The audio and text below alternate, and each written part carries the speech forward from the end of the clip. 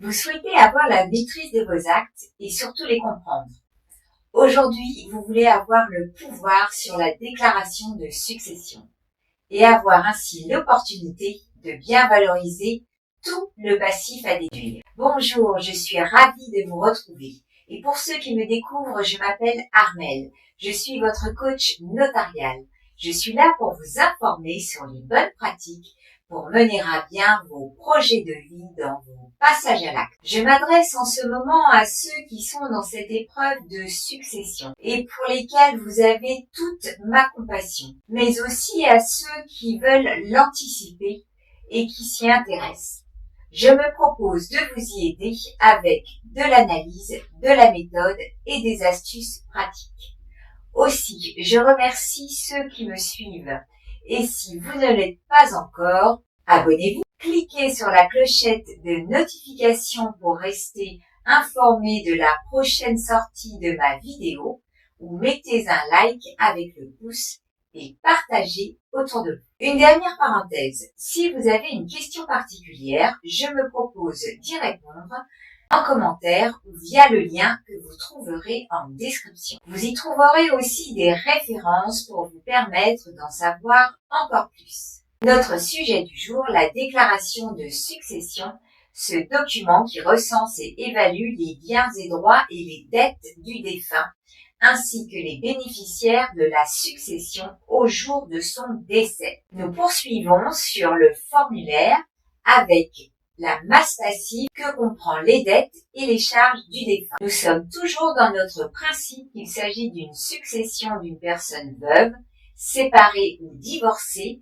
ou dont il n'y a pas de patrimoine à liquider. Le passif successoral comprend toutes les dettes du défunt au jour de son décès. Les dettes et les charges de la succession doivent également être mentionnées dans la déclaration. En droit civil, il est distingué entre les dettes successorales nées antérieurement au décès et les charges successorales nées au moment de la succession ou postérieurement. Il s'agit donc des dettes existant au jour du décès et par le fait du décès.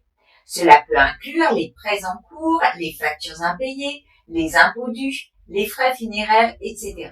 Pour que la dette soit déductible, il faut que deux conditions soient réunies ou remplies. La dette existe au jour du décès. Elle peut être prouvée.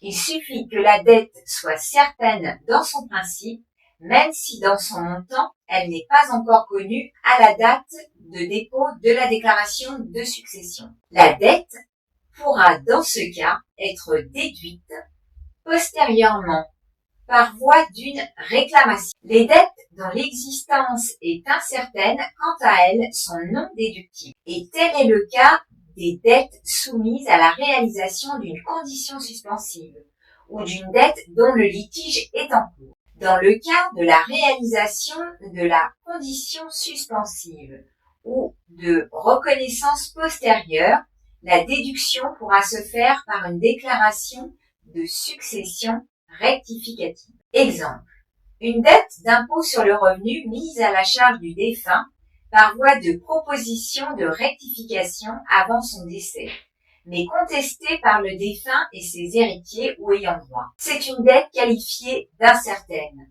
et elle ne peut être déduite de l'actif successoral aussi longtemps qu'elle reste litigieuse. C'est seulement quand l'existence de la dette est confirmée, donc à l'issue du litige, que la dette sera admise en déduction. L'obligation de faire ne constitue pas une dette déductible au sens de l'article 768 du Code général des impôts, qui ne concerne que les obligations de payer. L'obligation de faire est celle qui consiste dans l'accomplissement d'un fait, reste indéterminée dans son coût et ne nécessite pour son extinction le prélèvement d'aucune somme ou valeur sur l'actif héréditaire. Ainsi, le montant indéterminé des travaux de ravalement enjoints par un arrêté municipal ne constitue pas une dette à la charge du défunt, car elle n'est pas certaine au jour de l'ouverture de la succession. Le cautionnement est une obligation éventuelle, insusceptible d'être admise en déduction. jusqu'à la défaillance du débiteur principal et la demande en paiement exercée par le créancier. Donc la caution même solidaire n'est tenue que d'une obligation éventuelle. En l'absence d'une telle demande au jour de l'ouverture de la succession de la part du créancier, le montant du cautionnement ne constitue pas une dette déductible de l'actif au sens de l'article 768 du Code général des impôts. À cet égard, il a été jugé par la Cour de cassation que le montant d'un cautionnement solidaire consenti par le défunt qui n'a pas perdu son caractère d'obligation éventuelle au moment de l'ouverture de la succession et donc non mise en action ne constitue pas une dette certaine dont l'existence est justifiée au jour du décès. Il existe des dettes nées du fait du décès qui sont déductibles. Nous allons les voir plus précisément dans la déclaration du passif. La déclaration de succession doit inclure une énumération précise du passif successoral. Cette déclaration est généralement préparée par un notaire, mais elle peut également être préparée par les héritiers eux-mêmes. Il est important de noter que les héritiers sont responsables de la déclaration exacte du passif successoral. Pour que la dette soit déductible, nous avons vu les conditions précédemment. La dette existe au jour du décès et elle peut être prouvée. Certaines dettes sont nées du fait du décès et sont portées pour un montant forfaitaire. Les justificatifs sont donc à conserver. Facture, contrat, tout écrit. Nous allons les voir en détail. Les dettes du défunt. Cela comprend toutes les dettes que le défunt avait au moment de son décès, comme les prêts hypothécaires, les prêts personnels, les factures impayées courantes et autres. Les emprunts sont portés pour un montant égal au capital restant dû, augmenté des intérêts échus et non payés, mais seulement lorsque l'emprunt n'est pas pris en charge par une assurance emprunteur ou assurance vie. Le montant des loyers ou indemnités d'occupation dus au conjoint ou au partenaire de Pacs, la valeur du droit temporaire au logement, n'est pas soumis au droit de succession. Et d'autre part, le montant des loyers ou de l'indemnité d'occupation qui doit lui être effectivement remboursé par la succession est déductible de l'actif successoral. Ainsi, le montant des loyers ou indemnités d'occupation effectivement remboursés par la succession au conjoint survivant ou au partenaire lié au défunt par un PACS peut être déduit de l'actif successoral en application de l'article 775 quater du CGI, Code général des impôts. La déduction de l'actif successoral concerne uniquement les loyers ou indemnités d'occupation effectivement remboursés, à l'exclusion de toute autre somme, en particulier les charges locatives. Les frais funéraires peuvent être déduits du passif successoral. Cependant, il y a généralement une limite à la déduction pour ces frais, et les frais funéraires sont mentionnés pour un montant maximum de 1 500 € sans justificatif. À titre d'exemple, et sans que la liste ci-dessous soit limitative, il est admis que constituent des frais funéraires, les frais d'inhumation et de la cérémonie qui l'accompagnent, les avis d'obsèques, les billets d'invitation et de remerciement, l'achat et la pose d'un emblème religieux sur la tombe, l'acquisition d'une concession dans un cimetière, la construction, l'ouverture et la fermeture d'un caveau, les frais de transport du corps, mais sont exclus les frais d'érection d'un monument funéraire, les frais de deuil et d'achat de fleurs et couronnes, les frais de dernière maladie, les frais médicaux et hospitaliers liés à la dernière maladie du défunt peuvent également être déduits. Les frais de gestion de la succession. Cela peut inclure les frais de notaire, les frais d'inventaire, les frais de justice. Quels frais de notaire? Ils sont limités. Il s'agit des frais d'ouverture de testament ou d'ouverture de donation entre époux. Et les frais de reconstitution de titres de propriété, d'immeubles ou de droits immobiliers pour lesquels les droits immobiliers du défunt n'ont pas été constatés antérieurement à son décès par un acte régulièrement publié et à condition que les attestations notariées relatives à ces biens soient publiées dans les 24 mois du décès. L'article 775 quinquies du CGI prévoit que la rémunération du mandataire à titre posthume est sous certaines conditions déductible de l'actif successoral pour le calcul de droits de succession. La rémunération versée au mandataire à titre posthume est déductible de l'actif successoral sous réserve d'avoir été déterminée de manière définitive dans les 6 mois du décès et dans la limite de 0,5% de l'actif successoral géré, sans que le montant déductible puisse excéder 10 000 euros. Ce plafond en valeur absolue trouve donc à s'appliquer lorsque l'actif successoral géré est supérieur à 2 millions d'euros. L'obligation de déterminer de manière définitive dans les 6 mois suivant le décès le montant de la rémunération du mandataire à titre posthume signifie que ce montant doit être fixé lors du dépôt de la déclaration de succession. Les impôts dus par le défunt. Cela peut inclure l'impôt sur le revenu, l'impôt foncier, l'impôt sur la fortune. Il s'agit des impôts dus par le défunt qui sont même mis en recouvrement postérieurement au décès. Par exemple, la taxe foncière relative à un bien immobilier appartenant au défunt est due pour l'année. Les impôts sur le revenu. En revanche, les droits de succession qui prennent naissance qu'après le décès ne sont pas déductibles. Et pour cause, ce sont les héritiers qui les supportent. D'autres dettes ne sont pas déductibles, par exemple, les dettes suivantes. Dette reconnue par un testament. Pourquoi? Parce que la dette est présumée fictive. Donc, il faut que cette dette soit reconnue par d'autres moyens. Dette arrivée à échéance depuis plus de 3 mois avant le décès. Elles sont présumées remboursées, sauf preuve contraire, apportée par le créancier. Donc, la personne à qui l'on doit de l'argent ou la fourniture d'une prestation. Les dettes non échues sont donc en cours et pour le prouver, une attestation de créancier doit être fournie. Les dettes d'origine contractuelle avec l'un des héritiers, légataire universel ou à titre universel ou légataire particulier, ou avec une personne réputée interposée, car ces dettes sont présumées fictives.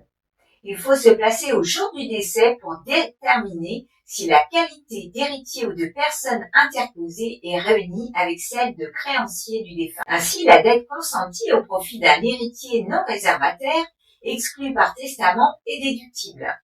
La preuve contraire est admise que si elle résulte d'un acte authentique, donc notarié, ou sous seing privé ayant acquis date certaine avant le décès, donc dûment enregistré. Et la loi fait une application stricte de cette preuve. Exemple, le cas de fonds ayant servi à financer l'acquisition réalisée par la défunte en son nom propre, provenant de la cession d'un bien immobilier appartenant à une indivision formée entre elle-même et ses enfants. Il ressortait que l'emploi par la défunte ou des cujus des fonds en cause n'avait pu avoir lieu qu'au titre d'un emprunt.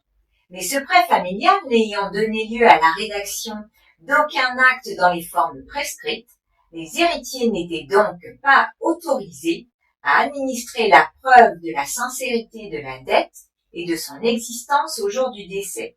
Celle-ci était donc, en tout état de cause, non déductible de l'actif héréditaire. Les dettes prescrites en capital et intérêts ne sont pas déductibles. L'administration est en droit d'invoquer la prescription même si les héritiers ne la soulèvent pas. Et là, je vous renvoie aux différents délais de prescription entre les dettes hypothécaires et dont l'inscription est périmée depuis plus de 3 mois après le décès ne sont pas déductibles, car par suite de la péremption de ces dettes, elles sont présumées remboursées avant le décès. Les dettes non échues sont donc en cours et pour le prouver, une attestation de créancier doit être fournie. Les exceptions à ces dettes non déductibles concernent les créances de salaire ou la créance de salaire différée.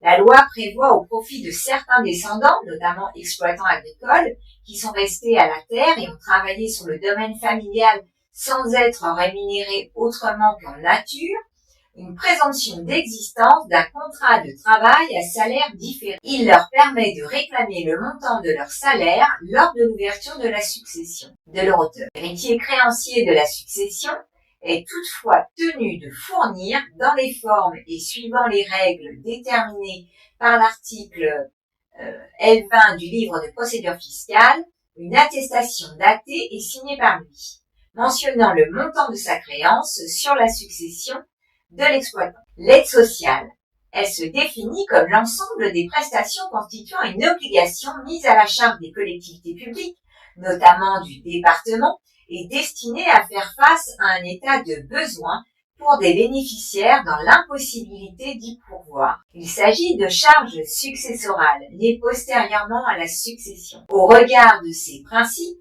la récupération des prestations sociales qui intervient postérieurement au décès doit s'analyser comme une charge de la succession au même titre que les frais funéraires. Il s'agit de certaines aides en particulier, et notamment par exemple l'allocation de solidarité aux personnes âgées ASPA, l'aide sociale à l'hébergement en maison de retraite, la prestation spécifique de dépendance ou de l'aide sociale ménagère. L'aide sociale revêt un caractère subsidiaire et elle n'est accordée de ce fait qu'à défaut de moyens du demandeur et de la solidarité familiale et présente le caractère d'avance. En conséquence, la déduction au passif de la récupération des aides sociales n'est donc pas permise. Cela étant, la déduction de sommes soumises à récupération est admise à hauteur du montant effectivement reversé sur la part successorale de l'héritier ou du légataire qui a effectué ce reversement. Cette déduction n'est autorisée que si elle est justifiée par une attestation du comptable constatant le reversement ou de l'huissier en charge du recouvrement. Les règles concernant la déduction des aides récupérables du passif successoral peuvent varier en fonction de la législation locale et des circonstances spécifiques. Les dettes dont vous demandez la déduction doivent être détaillées dans la déclaration de succession. Dans le contexte de la succession, le passif représente l'ensemble des dettes et charges qui grèvent la succession. Il est important de noter que le passif successoral est déductible de l'actif successoral, ce qui peut avoir un impact significatif sur la valeur nette de la succession. La déclaration du passif successoral a des conséquences importantes pour les héritiers. En effet, si le passif successoral est supérieur à l'actif successoral, les héritiers peuvent choisir de renoncer à la succession pour éviter d'être tenus responsables des dettes du défunt. Si les héritiers acceptent la succession, ils sont responsables du passif successoral à hauteur de leur part dans la succession. Il existe certaines exclusions, exceptions et dérogations en ce qui concerne le passif successoral. Par exemple, certaines dettes peuvent être exclues du passif successoral si elles ont été contractées de manière frauduleuse. En conclusion, la déclaration du passif successoral est une étape cruciale dans le processus de succession. Elle permet de déterminer la valeur nette de la succession et peut avoir un impact significatif sur les droits des héritiers. Il est donc essentiel de procéder à une déclaration précise et complète du passif successoral. La déclaration de succession doit être enregistrée auprès du service de l'enregistrement ou service départemental de l'enregistrement via le notaire ou par dépôt direct. Le paiement des droits de succession. Enfin, la déclaration de succession doit être accompagnée du paiement des droits de mutation par décès. Ces droits sont calculés en fonction de la valeur des biens et des taux d'imposition en vigueur. Si vous souhaitez en savoir plus sur les exonérations ou les modalités de calcul, n'hésitez pas à le mettre en commentaire pour qu'il fasse l'objet d'une prochaine vidéo. Je vous propose pour la prochaine fois de poursuivre sur notre thème de la compréhension des actes. Et pour ceux qui n'ont pas vu mes autres vidéos sur l'acte de notoriété et l'attestation de propriété immobilière, je vous invite à les visionner et pour mes fidèles abonnés, nous poursuivrons avec l'acte de partage. Si vous restez sur votre faim et que vous souhaitez que je développe sur le thème de la déclaration de succession, mettez-le moi en commentaire. Merci de m'avoir suivi. Et mettez vos remarques ou vos suggestions pour toujours plus de contenu juridique informatif pour les actes de vie.